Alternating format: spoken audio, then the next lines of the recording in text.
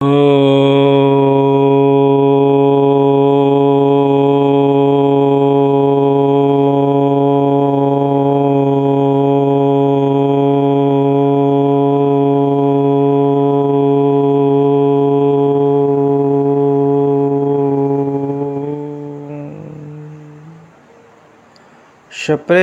जय जीव भगवत स्वरूप दिव्यात्मन मनीष एते दुख पाए कहीं मनीष जीवन रे एते दुख कहीं आपण केबे चिंता करिसेंति कि प्राणी श्रेष्ठ जीव श्रेष्ठ मनीष कहीं एते दुख पाउछि आहुरी मध्य जी जेते भल मनीष हेब समाज जहाकू साधु कहती बा उत्तम व्यक्ति कहती तांको जीवन रे अनेक दुख आसी थाए। यार कारण कौन आपण मान भाबुथिबे एते भल लोकटी एते दुख पाउछि काहेकि भगवान तांको प्रति अन्याय करुछंती। वास्तव रे ए संसार रे कौनसी न्याय नहीं। भल लोक एते दुख कष्ट काहेकि पाउछि किंतु आपण माने बा आम्भे माने केबे यार भितरी रहस्य कथा जानिबा को चाहिछंती कि निश्चित रूप रे यह भितर एक गूढ़ रहस्य रही एक सुंदर वार्ता रही जो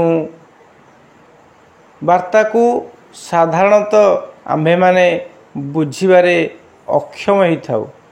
प्रकृत रे जी यही वार्ता को बुझी जाए यही सूत्र रे निहित होइतिबा सेही सूत्र रक्षी पाई जाए ता जीवन धन्य हो जाए सी मुक्त हो जाए सी प्रकृत जीवनर आनंदर बा निरोगतार दुखर मुक्ति पाइबार मार्ग पाई जाई थाए। भागवत कहती शास्त्र कहती अनेक जन्म तप फले मनुष्य जीवन मोहि तले अर्थात अनेक पुण्य कले यही मनुष्य जोनि प्राप्त होता है। तेबे आपण को भावुंट एते जन्मर तपस्या करी जो मनीष जन्म मु पाइछि ए जीवन रे एते दुख काहेकि तेबे काहेकि दुख कौन से तपस्यार फल दुख जंत्रणा अनुताप ताहले शास्त्र कौन भूल कहले कि कारण जो मनुष्य जन्म आम पाइछे जदि ताहा तपस्यार पुण्यर फल तेबे ये मनुष्य जीवन रे बा मो जीवन रे बा आपन जीवन रे एते दुख काहेकि काहेकि से शाश्वत आनंद आमे पाई पारु नाहंती काहेकि सेही चिरंतन शांति आमे प्राप्त करि पारु नाहंती ताहाले यह सब मिथ्या। यह गोटे साधारण व्यक्तिर मनोदशा ता मनर कथा ता हृदयर वेदना जदि अनेक जन्मर तपस्या फलस्वरूप आमको ये मनुष्य जन्म पाइछिंती मिलिछि तेबे एते दुख काहेकि एते अनुताप काहेकि एते भय काहेकि काहेकि मनुष्य को प्रति मुहूर्त रे दुख आसुछि शारीरिक व्याधिर शिकार होउछि काहेकि मनुष्य व्यतीत जिते प्राणी अछंती उद्भिद जगत अछंती जीवजंतु अछंती मनुष्य तुलना रे ताखटारे तो एते व्याधि नहीं दुख नहीं जंत्रणा नहीं ताहले ईश्वर बा ये प्रकृति कौन मनीष पई पक्षपात करुछि कि मनीष प्रति अन्याय करुछि कि केबे आपण एभली विचार करिसेंति कि जदि यार विचार करिवे आपण निश्चित रूप से यही सिद्धांत उपनीत हेबे जे मनीष को प्राप्त होथिबा दुख जंत्रणा ଅତି ଉପଯୋଗୀ। ଯଦି ମଣିଷ ଠିକ୍ ଭାବରେ ଏହି ଦୁଃଖ ଯନ୍ତ୍ରଣାର ଉଦ୍ଦେଶ୍ୟକୁ ବୁଝିଯାଏ, ତାହାର ଭିତିରି ରହସ୍ୟକୁ ହୃଦୟଙ୍ଗମ କରେ, ତେବେ ସେ ଏହି ମୃତ୍ୟୁ ଲୋକରେ ଅମୃତତ୍ୱର ଠିକଣା ପାଇଯିବ। ସେ ମୃତ୍ୟୁ ଆଉ ଜୀବନ ଭିତରେ ଥିବା ସେହି ବିଶାଳ ପ୍ରାଚୀରକୁ ଭାଙ୍ଗିଦେବ। ସେ ପାର୍ଥକ୍ୟକୁ ବୁଝିଯିବ, ସେହି ଭୟରୁ ସେ ମୁକ୍ତ ହୋଇଯିବ।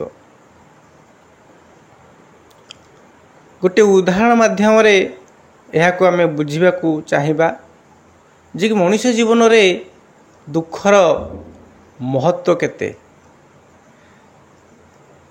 ଦୁଃଖର ମହତ୍ତ୍ୱ କେତେ? ମନେ କରନ୍ତୁ, ଗୋଟିଏ ଲୋକ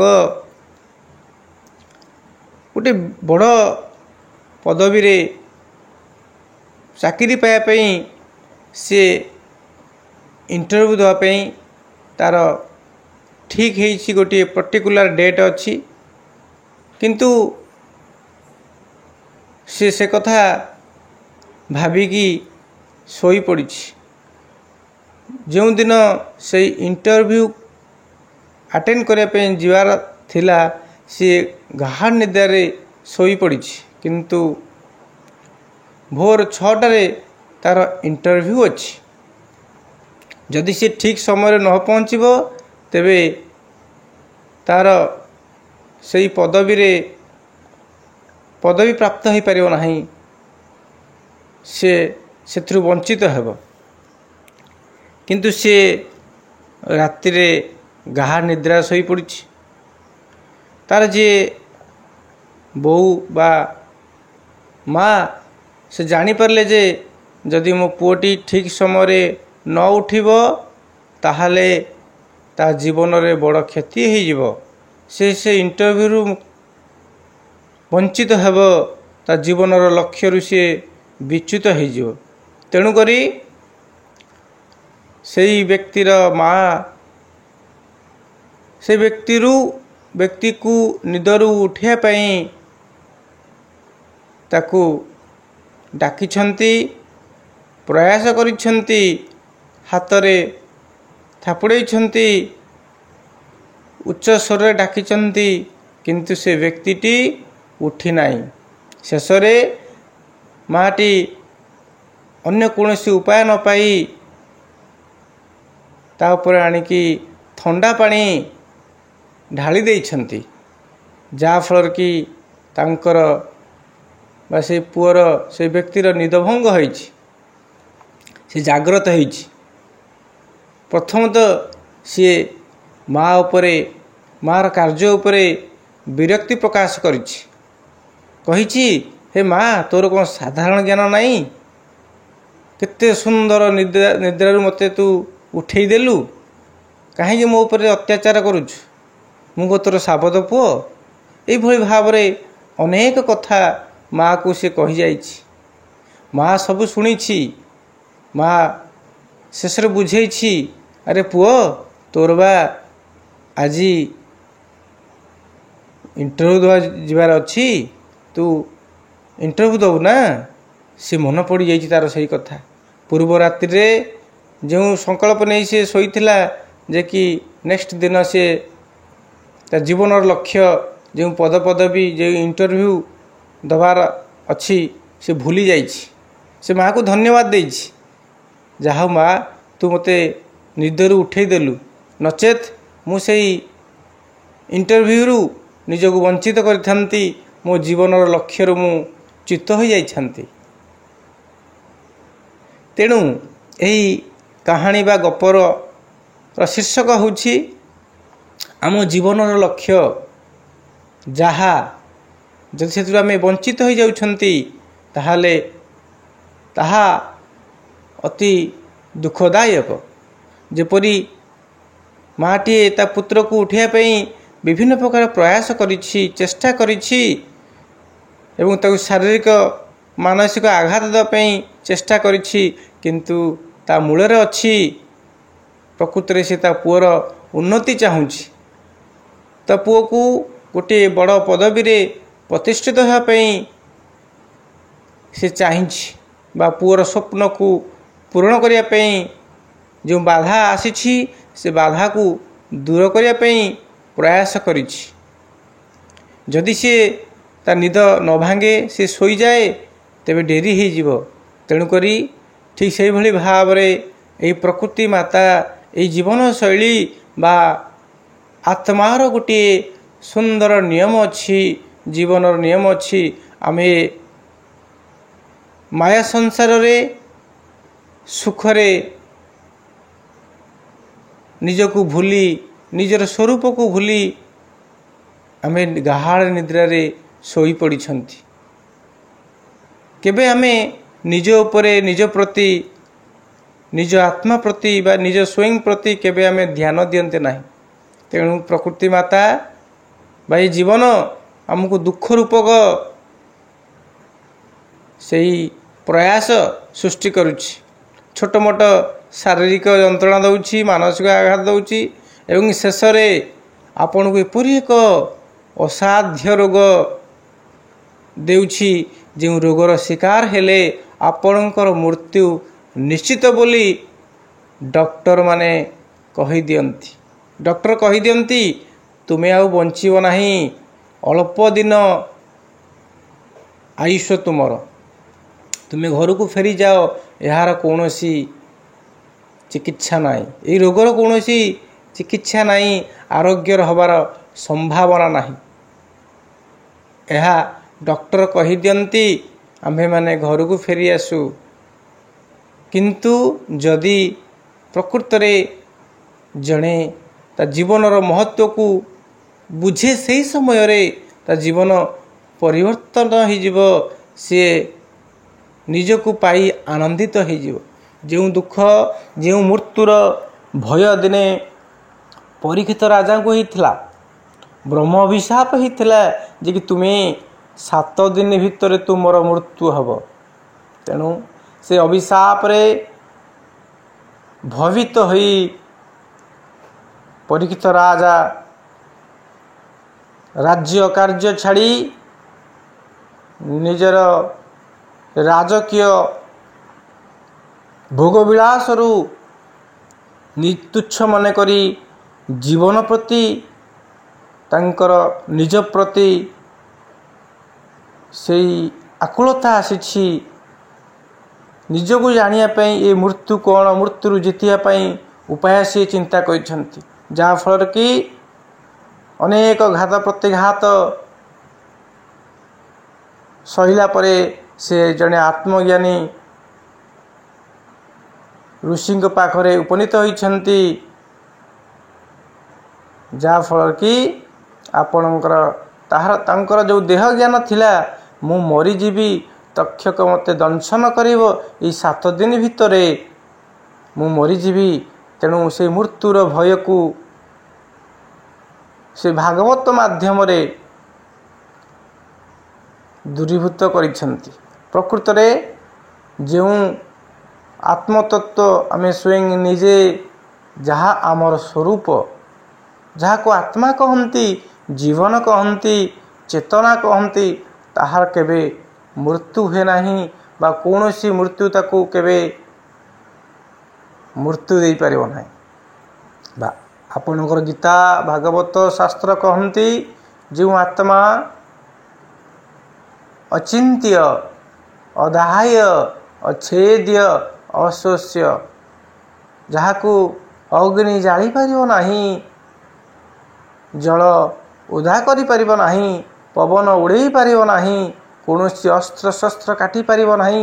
से तत्व होची जीवन से तत्व होची ये आत्मतत्व से तत्व होची सनातन तत्व ता होची प्रत्येक जीवर अंतिम सत्य। किंतु मनुष्य ताहाकू भूली जाइछि निजकू शरीर मन करी शरीरर विनाश को देखि डरी जाए जे कि मु मरीजीवी। तेणु निजर वास्तविक स्वरूप अभिमुखे यात्रा करने को हेले निज प्रति आमे सजाग होवाई निजको जानिया पाई मनुष्य जीवनर सर्वश्रेष्ठ लक्ष्य ନିଜର ସ୍ୱରୂପ ପ୍ରତି ସଚେତନ ହେବା। ମୁଁ ଯେ ଜୀବନ ମରଣ ମୋର କିଛି କରିପାରିବ ନାହିଁ। ଏହି ଜ୍ଞାନ ପ୍ରାପ୍ତି କରିବା ପାଇଁ ପ୍ରକୃତି ମାତାର ବା ଏ ଜୀବନଶୈଳୀର ଏକ ବରଦାନ ହେଉଛି, ଏକ ଅଭିନବ ପ୍ରୟାସ ହେଉଛି ମଣିଷକୁ ଦୁଃଖ ଦେବା, ତାକୁ ଶାରୀରିକ ମାନସିକ ଯନ୍ତ୍ରଣା ଦେବା, ତାକୁ ମୃତ୍ୟୁର ଭୟ ଦେଖାଇବା। କାରଣ ଯଦି ତାକୁ ଭୟ ନ ଦେଖାଯାଏ, ଦୁଃଖ ନ ଦେଖାଯାଏ, ସେ ଜାଗ୍ରତ ହେବ ନାହିଁ। ସେ ଭୋଗବିଳାସରେ ସାରା ଜୀବନ ମାତିଯିବ, ଯାହାଫଳରେ କି ସେଇ ବ୍ୟକ୍ତି ପରି ସିଏ ଶୋଇଯିବ, ତା ଜୀବନ ଲକ୍ଷ୍ୟରୁ ସେ ବିଚ୍ୟୁତ ହୋଇଯିବ, କେବେ ପ୍ରକୃତ ଲକ୍ଷ୍ୟ ପ୍ରାପ୍ତି କରିପାରିବ ନାହିଁ, କେବେ ସେ ପ୍ରକୃତ ଶାନ୍ତି ନିର୍ଭୟତା ପ୍ରାପ୍ତ କରିପାରିବ ନାହିଁ। ଇଂରାଜୀରେ ଗୋଟିଏ ବାକ୍ୟ ଅଛି, every adversity there is a seed of opportunity. ଅର୍ଥାତ୍ ପ୍ରତ୍ୟେକ ଦୁଃଖ ଭିତରେ, ଅସୁବିଧା ଭିତରେ ବା ସେ ଯନ୍ତ୍ରଣା ଭିତରେ ଗୋଟିଏ ଉପଶମର, ଗୋଟିଏ ଆପଣଙ୍କର ସୁଯୋଗ ଥାଏ, ଗୋଟିଏ ଉପାୟ ଥାଏ ଯେ କି ଆପଣ ତାହାକୁ ପ୍ରାପ୍ତ କରିପାରିବେ। ପ୍ରତ୍ୟେକ ଅସୁବିଧା ଭିତରେ ଗୋଟିଏ ସୁବିଧାକୁ ଯିବା ପାଇଁ ଗୋଟିଏ ରାସ୍ତା ଥାଏ। ତେଣୁ ମଣିଷ ଯେତେବେଳେ ଦୁଃଖ ପାଏ ନା, ତାର ସମସ୍ତ ଏକାଗ୍ରତା ତା ନିଜ ଶରୀର ପ୍ରତି ଆସିଯାଇଥାଏ। ଯଦି ଆମ ପାଦରେ ଗୋଟିଏ କଣ୍ଟାଟିଏ ଫୁଟିଯାଏ, ଆମ୍ଭର ଯେଉଁ ମନ ବହିର୍ମୁଖୀ ହୋଇଥିଲା, ବାହାର ଦୁନିଆକୁ ଦେଖୁଥିଲା, ଭୋଗବିଳାସରେ ମାତିଥିଲା, ସିଏ ଆତ୍ମସଚେତନ ହୋଇଯାଏ, ସିଏ ଶରୀର କେନ୍ଦ୍ରିକ ହୋଇଯାଏ, ସିଏ ଭିତରକୁ ଫେରିଆସେ। ନଚେତ୍ ଆମେ କେବେ ବି ନିଜ ଭିତରକୁ ଫେରିବା ନାହିଁ, ନିଜ ପ୍ରତି ଚିନ୍ତା କରିବା ନାହିଁ, ନିଜର ବାସ୍ତବିକ ସ୍ୱରୂପ, ବାସ୍ତବିକ ସ୍ୱାସ୍ଥ୍ୟ ପ୍ରତି ସଚେତନ ହେବା ନାହିଁ। ତେଣୁ ପ୍ରକୃତି ମାତାର ବା ଏ ସୃଷ୍ଟିର ନିୟମ, ଯିଏ ଯେତେ ବଡ଼ ପ୍ରାଣୀ ପୁଣ୍ୟବନ୍ତ, ତାକୁ ସେତେ ଦୁଃଖ ଦିଆଯାଏ, ତାକୁ ସେତେ ପରୀକ୍ଷାର ସମ୍ମୁଖୀନ ହେବାକୁ ପଡ଼େ। ଯେପରି ସୁନାକୁ ଯଦି ଆମେ ତେଜାବରେ ପକାଇବା, ଅଗ୍ନି ସଂସ୍ପର୍ଶରେ ଆଣିବା, ତା ମଧ୍ୟରୁ ସେତେ କଳୁଷିତତା ବା ଖାଦଟା ଦୂରେଇ ଯାଏ। ତେଣୁ ସୁନାଟି ଯଦି ଭାବିବ ମୋତେ କାହିଁକି ଅଗ୍ନିରେ ଦାହ କରାଯାଉଛି, କଷଟି ପତରେ ଘଷା ଯାଉଛି, ପିଟଣ କରାଯାଉଛି, ତେଜାପରେ ଜଳିବାକୁ ବାଧ୍ୟ କରାଯାଉଛି, ତେବେ ସେ ସୁନାର ତାହା ଅଜ୍ଞାନତା। ବାସ୍ତବରେ ସୁନା ଯଦି ସେହି ପରୀକ୍ଷାର ସମ୍ମୁଖୀନ ହୁଏ, ସ୍ୱୀକାର କରେ, ତେବେ ତାହାର ମୂଲ୍ୟ କମିବ ନାହିଁ, ବରଂ ବଢ଼ିଯିବ। ଏବଂ ଯେଉଁ ଖାଦ ତା ଦେହରେ ଲାଗିଛି ସେ ଦୂରୀଭୂତ ହୋଇଗଲେ ତେଜାବ ଆଉ ଯାହାକୁ କାଟିପାରିବ ନାହିଁ, ସେ ହେଉଛି ତା'ର ଶୁଦ୍ଧ ସ୍ୱରୂପ। ସେ ଶୁଦ୍ଧ ସ୍ୱରୂପରେ ପ୍ରାପ୍ତ ହୋଇ ତାହାର ମୂଲ୍ୟ ସର୍ବୋଚ୍ଚ ହୋଇଯାଏ, ସେ ନିଜକୁ ଧନ୍ୟ ମନେ କରେ। ଠିକ୍ ସେହିଭଳି ଭାବରେ ଏ ମନୁଷ୍ୟ ଯେତେବେଳେ ଦୁଃଖ ପାଏ, ଯନ୍ତ୍ରଣା ପାଏ, ସେ ଚିତ୍କାର କରେ। କିନ୍ତୁ ଯଦି ସିଏ ସେଇ ଯନ୍ତ୍ରଣାର ଉପଶମକୁ ଖୋଜିବାକୁ ଯାଇ ଯେବେ ନିରାଶ ହୁଏ, ବାହ୍ୟ ଉପଚାର କିଛି ନଥାଏ, ଡକ୍ଟରମାନେ ହାତ ଟେକି ଦିଅନ୍ତି, କୌଣସି ଔଷଧ କାମ କରେ ନାହିଁ, ତେବେ ସେ ନିରାଶ ହୋଇଯାଏ। କିନ୍ତୁ ଏଇ ନିରାଶ ଭିତରେ ଗୋଟିଏ ଦିଗ ଅଛି, ଯେ କି ଆମେ ଅନ୍ତର୍ମୁଖୀ ହେବାର ଦିଗ। ପ୍ରକୃତରେ ଏ ଦୁଃଖର ରହସ୍ୟ କ'ଣ? କାହିଁକି ମନୁଷ୍ୟ ଏତେ ଦୁଃଖ ପାଇଛି? ଏ ଦୁଃଖର ପରମାନେଣ୍ଟ ସଲ୍ୟୁସନ୍ କ'ଣ? ଏଇଠି ଗୋଟିଏ ସୁଯୋଗ ଆସିଥାଏ, କିନ୍ତୁ ଦୁର୍ଭାଗ୍ୟର ବିଷୟ, ଜ୍ଞାନର ଅଭାବରୁ आमे सुजोग को दुर्योग परिणत करदे। वास्तव में दुर्योग को सुजोग परिणत करने आवश्यकता थिला।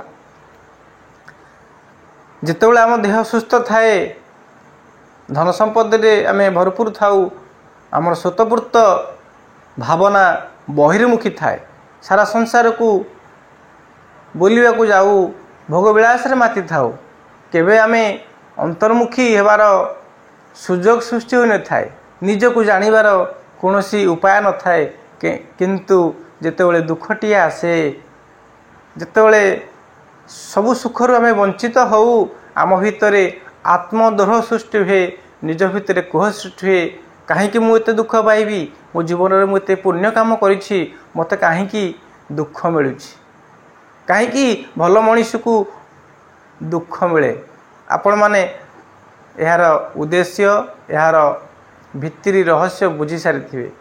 वास्तव में मनीष जदि दुख न पाइब, मृत्युर भय यदि ताकू भयभीत न करिब, से केबे अमृतत्व दिग को जीव नाही। सेई दुख समय रे, दुर्योग समय रे बा भयभीत समय रे से यदि आध्यात्मिक ज्ञान प्रति तार स्पृहा आसे बा जानिया पे चेष्टा करे, तेबे ता जीवन रु सबुदिन पाई दुख उभे जीव, निराशा पाउंस हो जीव। ता जीवन रु ता जीवन रे से प्रति मुहूर्त रे ये सुख दुख रु ऊर्ध्व को उठीजीव।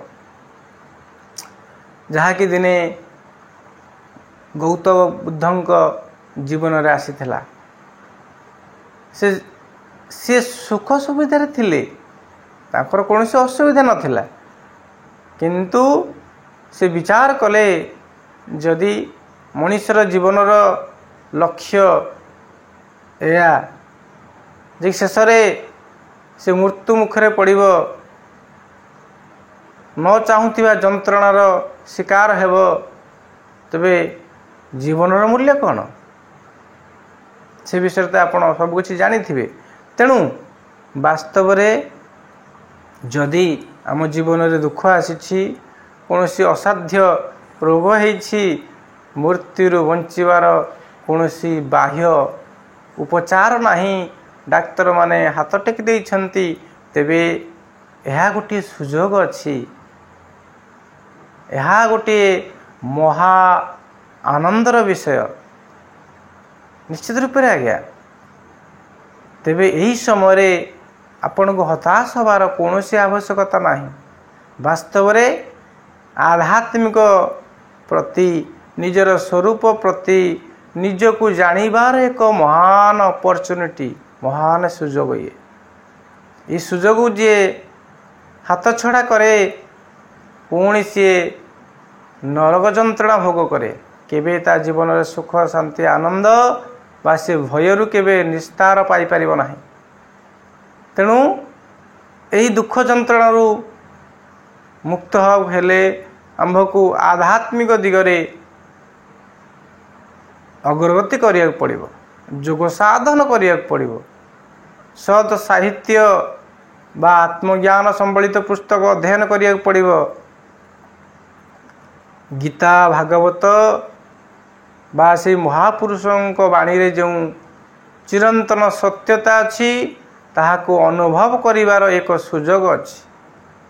कारण यही समय रे स्वतःपूर्त भाव रे आमर मन आउ बहिर्मुखी न थाए, स्वतःपूर्त भाव रे ता भितर एक वैराग्य जात होई थाए। से कहे मु तो केते दिन यात्री, मुई पृथ्वी केते दिन बंचीबी, कहीं से अपकर्म करी, कहीं भविष्यतर चिंता करी, कहीं अतीत को लेकिन मु चिंतित हेबी। से स्वतःपूर्त भाव रे श्मशान वैराग्य परी ता जीवन रे एक वैराग्य भाव सृष्टि होता है। से निरुत्साहित हो जाए, से कौनसी बाह्य कर्म सांसारिक कर्म प्रति अनाग्रह प्रकाश करे, खाद्य रुचि हटि जाए, निजको सजई हबार मनोवृत्ति ता भितर न थाए। यह हूँ तो प्रकृत गोटे वास्तविक गोटे प्राकृतिक व्यवस्था। कारण बिना वैराग्य निज प्रति राग आसे नहीं, किंतु यही समय सठिक सद्गुरुंकर आवश्यकता अच्छी, सठिक ज्ञानर आवश्यकता अच्छी, सठिक मार्गदर्शनर आवश्यकता अच्छी। यही समय जदि जड़े व्यक्ति सठिक ज्ञानर संधान पाए, ता जीवन निश्चित रूप से समस्त दुखरू, समस्त बंधनरू, समस्त भयरू मुक्ति पाइजिव। मानव जीवन सार्थक हो। जो अमृतत्वर संतान सी, जो अमृतत्वर स्वरूप सी, जहाँ को आम आत्मतत्व कहूचे, चेतना तत्व कहूचे, से अधिष्ठित हो, निज स्वरूप जागृत हो। तेणु भागवत कहिले अनेक जन्म तपो बड़े मनुष्य जन्म मही तले। कारण ये मनुष्यर जन्म अनेक पुण्य काम, अनेक तपस्या फल मिली। कारण यह होछि नरक निस्तारण द्वार। मानव जीवन होछि नरक निस्तारण द्वार। अनेक जोनि अच्छी मनुष्य को छाड़ला पर जेते जीवजंतु पशुपक्षी अच्छी तांको जीवन रे भी दुख आसुछि, किंतु सी तांकर कौन उपाय नहीं, मुक्ति पाइबार कौन संभावना नहीं, से मुक्तिर से उपशम खोजी पारे ना, से जंत्रणा मुक्ति पाइबार कौन उपाय नहीं। केवल यही मानव जीवन में स्वरूप जागृत होगापी, निजर वास्तविक जीवन को बुझापी, जंत्रणारू मुक्ति पाइबापी जो सार तत्व, जो सत्य चिरंतन तत्व अच्छी निजर स्वरूप, से जीवन जानिबार एक सुजोग।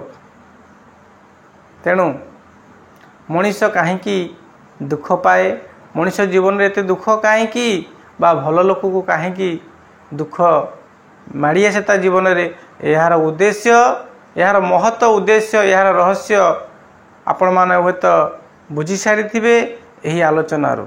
तेबे जदि आपण जीवन से भली किछि दुख अच्छी, जंत्रणा अच्छी बा आग को पाइबार निश्चित संभावना अच्छी, तेबे आपण माने अंतर्मुखी हंतु, प्रकृत जोग साधन करंतु, प्रकृत आध्यात्मिक कोण जानतु, निज प्रति सजाग हंतु, जीवन आ मृत्यु भितर थिबा सेही पार्थक्य को देखंतु। आपण होचन सेही चिरंतन सत्य, सेही सनातन तत्व, सेही अव्यक्त सत्ता, सेही चिरंतन आनंद, जार केवे सृष्टि होई नाही कि नाश भी हेब नाही। आपण होचन सेही शाश्वत चिरंतन सच्चिदानंद तत्व, आत्म तत्व, चेतन तत्व, ब्रह्म ईश्वर भगवान। तेणु आध्यात्मिकता कहे, आध्यात्मिक विज्ञान कहे, जहाकू कौनसी दुख आसीब नाही, जहाकू अग्नि पोड़ी पारिब नाही, जल भिजई पारिब नाही, पवन उड़ई पारिब नाही, कौनसी अस्त्र शस्त्र काटी पारिब नाही, ताहा हेउछि आपणकर स्वरूप, ताहा हेउछन्ति आपण स्वयं निजे। जोंटी लेश मात्र दुख नाही, जोंटी लेश मात्र भय नाही, जोंटी षड़रिपुर कौनसी स्थान नाही, काम क्रोध लोभ ईर्ष्या द्वेष अहंकार कौनसी स्थान नाही, सेही परम पद, सेही परम धाम हेउछन्ति आपण स्वयं निजे। ताहा बाहरे नाही, ताहा निज भितर अछि, आपण स्वयं से तत्व। तेणु मनुष्य जेतेबेले दुख पाए, से निराशारे भरी जाए, यदि सही समय तार मानसिक स्थिति को सी संभाली निए, गोटे आत्मदर्शी तत्वज्ञ पुरुषंक सहित संपर्क स्थापन करे, सठिक मार्गदर्शन पाए, सठिक ज्ञानर संधान पाए, तेबे ता जीवन परिवर्तन हो जिवो। से मृत्युरु अमृत दिग को गति करिवो, अज्ञानरु ज्ञान दिग को गति करिवो, अंधकाररु आलोक दिग को गति करिवो। एहीपरि एक सुजोग देइछन्ति अखिल भूमंडल सर्वश्रेणी मुनि समाज प्रतिष्ठाता सद्गुरुदेव शिवमुनि महाराज जी कहते ज्ञान रे ही शक्ति अच्छी आत्मज्ञान सर्वश्रेष्ठ ज्ञान अंधविश्वास को छाड़ी निज भीतर शब्द शुण तुम प्रकृत गुरु बा पथ प्रदर्शक तुम भितर विद्यमान तेबे सेई अंतर्निहित गुरुंकर संधान पाया हेले आमको जोग साधन करने पड़ो आमको सत्मार्ग रे जावाक पड़ो आमको अंतर्मुखी होगा पड़ो तेबे जाई यही मनुष्य जीवन और उद्देश्य महत्व सार्थक हेब ए मनुष्य निजको पाई से चिरंतन आनंदर ठिकाना पाई ता जीवन को धन्य करिब जो कथा भागवत शास्त्र अच्छी जे कि यही मनुष्य कलेबर नरकरु निस्तारण द्वारा वास्तव में सार्थक हो पार तेज आसतु जदि आम जीवन में छोट मोट दुख अच्छी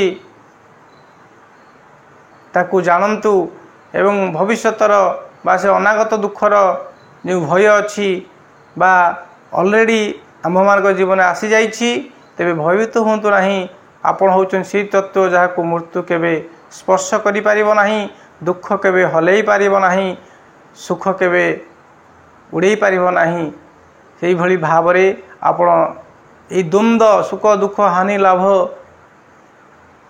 जन्म मृत्यु चक्ररु ऊर्ध्व को उठंतु निजर स्वरूप को जानतु जोग माध्यम रे ताहाको जागृत करंतु आपण चिरनिद्रारु यही मोह रूपक चिरनिद्रारु जागृत हो जानतु निज स्वरूप प्रति अवगत हंतु निज जीवन को धन्य मरे करंतु यही शुभकामना करी माणिकी विश्राम देवी सप्रेम जय जीव।